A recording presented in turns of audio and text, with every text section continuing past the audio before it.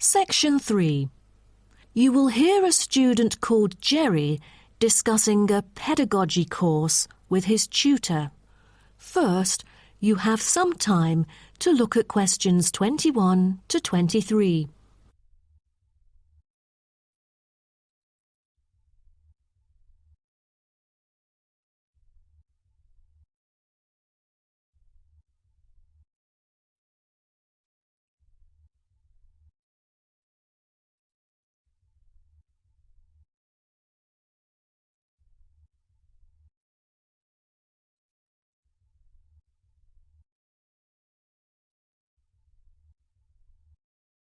Now, listen carefully and answer questions 21 to 23.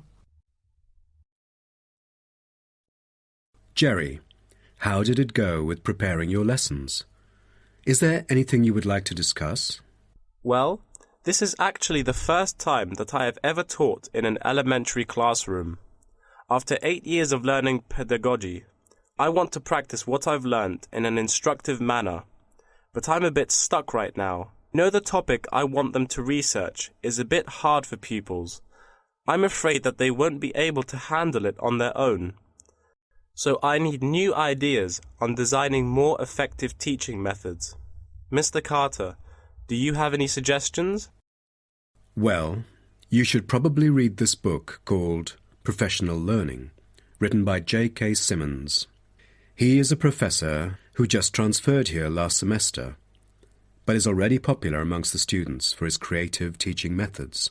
There is an extensive range of learning approaches mentioned in the book, including approaches for team research, which might be helpful to you. You mean dividing the students into groups to do research? I've never thought of this before. How does it work? Professor Simmons has already demonstrated how efficient this approach can be. Basically, it aims to increase cooperation between students so they can present the results in a collaborative fashion.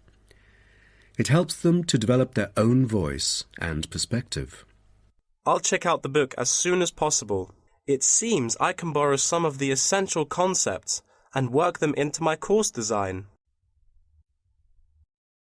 Before you hear the rest of the talk, you have some time to look at questions 24 to 30.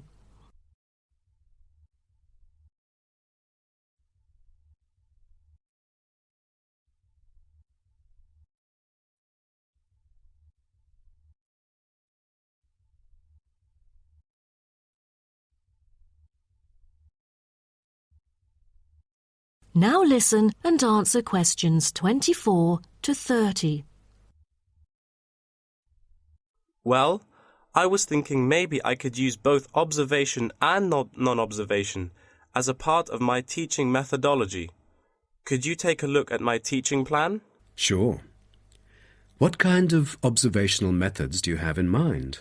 For the observational part, I intend to include 2 approaches. First, the pupils can assess each other's behavior. I feel that reviewing fellow students through criteria-based reference evaluation allows constructive feedback. It can also improve their understanding of the subject material. That's a smart move for a large class that would be hard to observe all by yourself. Also, you might want to get the feedback from several different individuals rather than just one. So how do you plan to carry out the peer assessments? Oh, every pupil will be required to write a diary, which includes group projects, presentations, and in-class discussions. They'll put down their remarks. I'll collect them on a regular basis, which can also help me see whether they can keep up or not. Good. What else do you intend to do? Besides that, I also plan to do video recording. I've already purchased a camera, just in case I miss anything important. I can go back and review their performances anytime I want. Would you record every in-class activity? No, I'll just keep track of an in-class simulation, which would require every pupil to fully participate.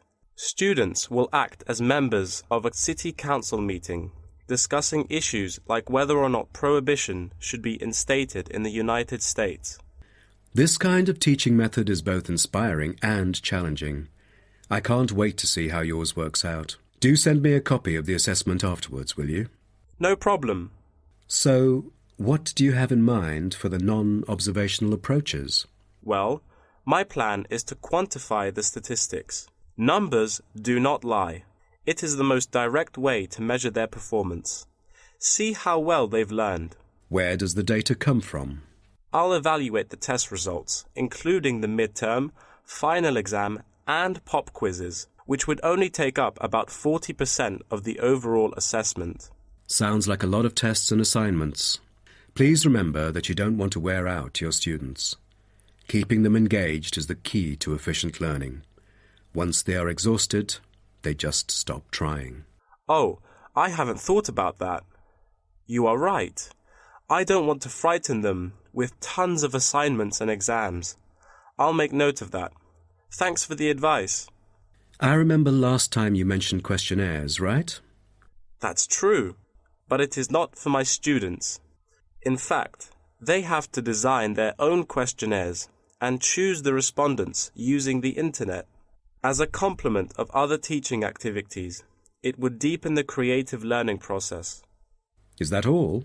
Oh, the pupils will have to conduct interviews of their own, and for this, they get to choose anyone they like, including relatives, friends, and acquaintances to answer the questions. Seems to me that you have figured out most of your teaching methods, but you still need to polish some of the activities. That is the end of Section 3. You now have half a minute to check your answers.